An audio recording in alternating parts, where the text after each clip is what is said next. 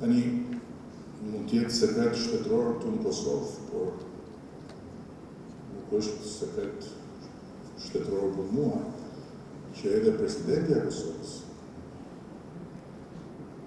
është kërcënuar. Dhe këtë gjë nuk e dini, sepse nuk është thënë asnjëherë, por po e them sot. Është kërcënuar, sepse nuk ka lejuar që prokurorët të dhunonin zyrën e institucionit president Kosovës, se me demek do kërkonin edhe aty provat e krimeve kundër njerëzimit. Gjë që natyrisht do ta vendoste Kosovën në sytë e botës, një shtet ku deri në zyrën e presidentit gjenden prova për krime kundër njerëzimit. Dhe kërcënimi i presidentes ka zgjatur 2 vjet.